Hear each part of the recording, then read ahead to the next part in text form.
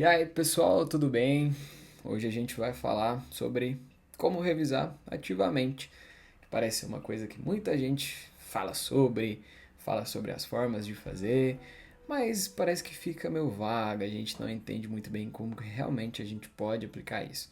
Para a gente entender, vamos lá, o que é o principal que a gente deve entender? Definição. O que é revisão ativa? Revisão ativa é recuperar, ou seja, você tem que ir ativamente, usando a energia do seu cérebro. A gente brinca muito aqui no meu científico, a gente precisa queimar fosfato. Então, a gente tem que recuperar, tem que fazer um esforço do seu cérebro para que isso aconteça. Ou seja, sem olhar nada, sem fazer nada direito, não necessariamente dessa forma, a gente tem que recuperar essas informações para que esse conhecimento vá se solidificando no nosso cérebro, tá bem? O que é um grande problema hoje é que as pessoas confundem muito o que é revisão ativa, coloca tudo em uma caixinha de ferramentas. Ou seja, a gente vê muita gente falando sobre flashcards para usar o Anki, falando sobre mapas mentais e como fazer. E assim, tudo isso tem seu valor, tem a sua forma de aplicação, mas a essência em si que a gente deve fazer não depende da ferramenta em si. Independente se você usa resumo, mapa mental, flashcard, você precisa entender o seguinte: algumas estruturas ativas de estudo, que basicamente a gente pega efeito teste, entre outras coisas, que a ciência traz pra gente que já é muito consolidado, está mais relacionado com a atitude em si, não necessariamente com a ferramenta, tá bem?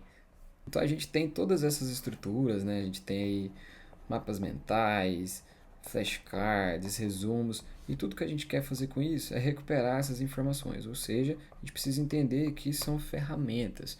E por que algumas podem ser melhor que outras ou não? Por exemplo, um flashcard no Anki ele é mais prático pela praticidade em si. Mas quando a gente vai pensar em estudos de longo prazo, a gente está pensando em alta complexidade, de uma quantidade muito grande de matérias, a principal coisa que a gente tem que ter: organização.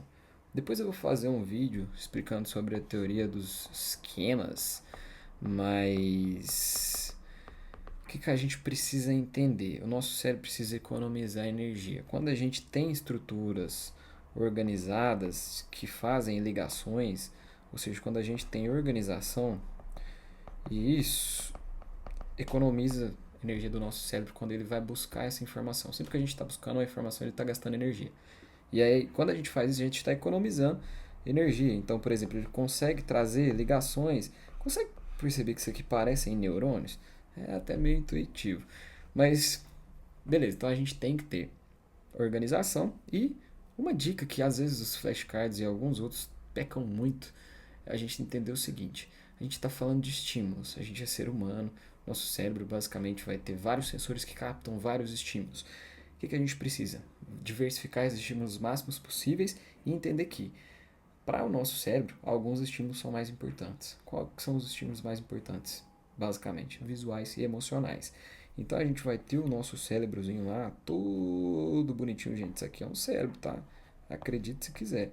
E aí, a gente vai ter aqui, ó, por exemplo, nesse pedacinho aqui, ó, do seu cérebro,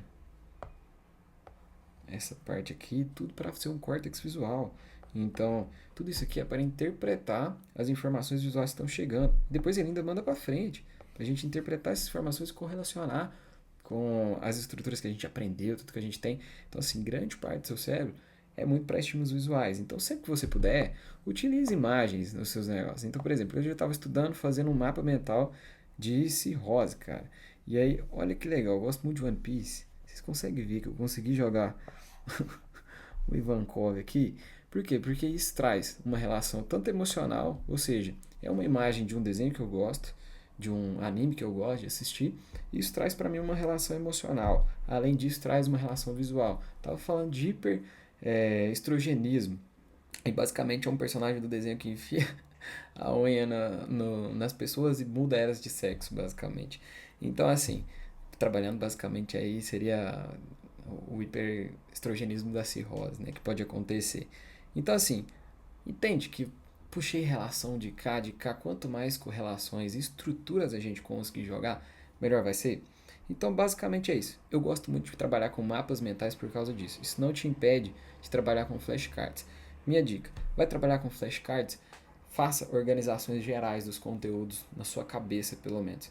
Então, se você está trabalhando, sei lá, com a disciplina de hematologia, divide as anemias, os macrotópicos você tem que ter muito bem dividido na sua cabeça.